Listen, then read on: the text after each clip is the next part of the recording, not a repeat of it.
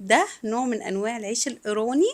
طريقته سهله جدا وكمان اقتصادي لان مكوناته كلها موجوده عندنا في البيت، ومش هنستخدم له ولا زبده ولا سمنه ولا حتى زيت. هيطلع معاكم زي ما انتم شايفين كده طري وتحفه وطعمه حلو جدا وخفيف قوي. تعالوا بقى نشوف هنعمله ازاي.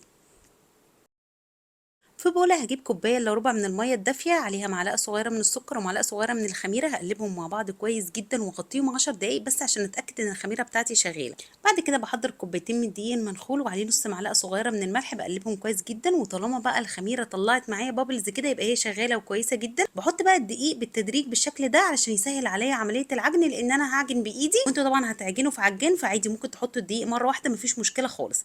هعجن العجينة كويس جدا، وطالما بستخدم ايدي يبقى لازم مش اقل من 10 دقايق. برش كده حبه دقيق واحط العجينه وافضل اعجنها بقى كويس قوي. بعد ما عجنتها كويس ببتدي بقى ان انا اكورها بالشكل ده، واجيب بوله ادهنها كويس قوي بالزيت، وبعد كده احط فيها العجينه وادهن برده العجينه بالزيت كويس علشان بس اتاكد ان العجينه مش هتلزق في البوله لما تخمر. وبغطيها كويس قوي واسيبها بقى تخمر ساعه، وهتلاقوا حجمها تضاعف وبقت كويسه جدا لان كمان الجو حر.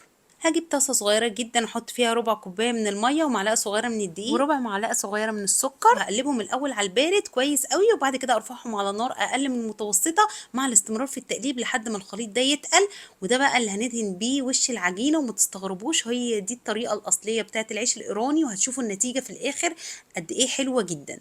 بجهز الصاج بتاعي بدهنه كويس بالزيت بس علشان اثبت ورقه الزبده عليه وما تتحركش معايا، وبرده هدهن ورقه الزبده بالزيت. ولو انتم ما عندكمش ورق زبده خلاص ممكن تحطوا العجينه على الصاج على طول، بس ادهنوه كويس بالزيت. العجينه بتاعتي خمرت كويس جدا، بطلع منها الهواء الزياده وابتدي ان انا اقسمها على اتنين، وهجيب بقى شويه من الدقيق بس مش كتير، وافرد بقى العجينه بتاعتي على شكل بيضاوي على قد ما اقدر. السمك بتاعها ما بيبقاش رفيع قوي يعني، ولا رفيع قوي قوي ولا سميك قوي، بيبقى وسط بالشكل اللي انتوا شايفينه ده. بعد كده على طول هحطها في الصاج بتاعي وادهن الوش كويس جدا بخليط الدقيق والسكر والميه اللي احنا كنا عاملينه، وطبعا الخليط ده بارد خالص.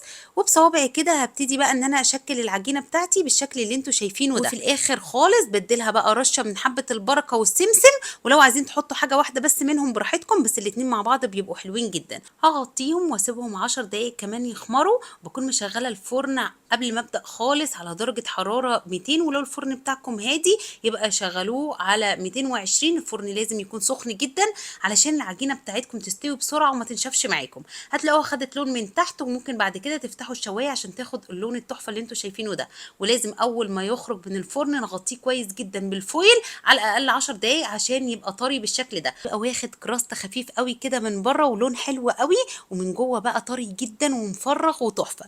كان خفيف جدا يا جماعه بجد، ده اخف عيش ممكن تاكلوه بقى مع الجبنه البيضاء حلوه قوي، وكمان جربته مع العسل الابيض كان حلو جدا. شايفين بقى كمان شكل العجينه من جوه حلوه قوي ازاي ولونها فاتح. جربوه انا واثقه جدا انكم هتحبوه.